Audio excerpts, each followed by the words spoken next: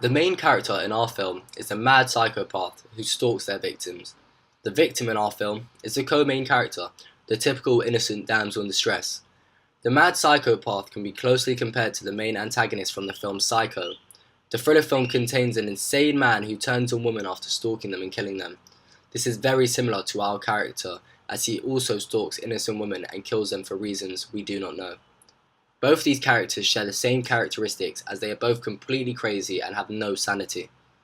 The thrilling characters increase the scare factors for both of their films and lead to very similar effects on their audiences. The second character I will be comparing our horrible villain to is the main character from the film Misery. This middle-aged woman doesn't share the same appearance to our villain, but has the exact same qualities and effects in their film.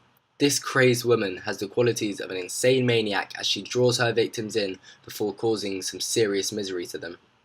This is the slight difference with both characters, as ours stalks and follows their victims, whereas she draws them in with her convincing innocence.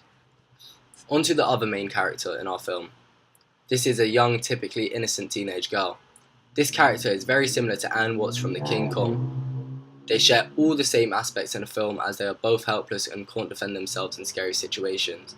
They are both completely innocent to the situation they are stuck in and end up suffering for someone else's doing. These characters are both the typical good-looking, clueless blondes who end up always being the victim in the situation. The second disposition our character can be compared to is the female innocence that is in Texas Chainsaw. The young teenage girl makes her way to Texas to collect some inheritance, but what she doesn't know is the encounter she is to have with an insane killer whose weapon of choice is a chainsaw. The characters similar to ours completely match with each other as they both get into a situation they couldn't have prevented and were completely helpless in the situation. They both have the audience really worried for them and have them rooting for them. The psychopathic characters represent the very few sick and terrible people that may be in this world and show us everything can always be worse. The horrible beings go against every law and ethic there is, whereas the protagonist of our film represents a vulnerable teenage girl, a completely normal character in life, one we see every day.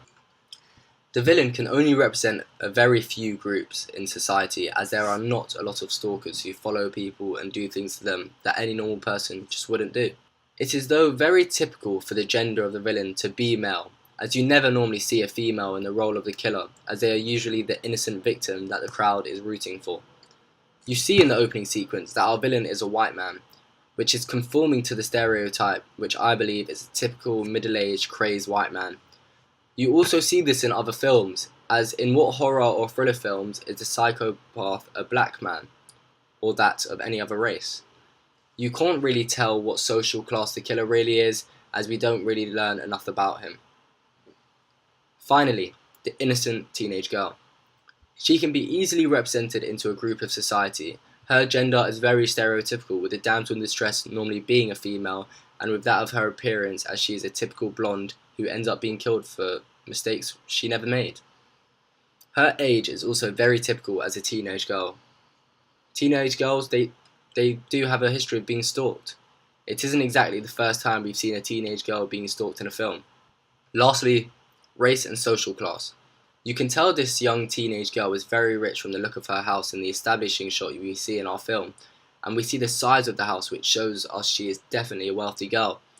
This, I believe, also conforms to a specific stereotype, as the white girl does usually have wealthy parents, where her dad normally does buy her everything.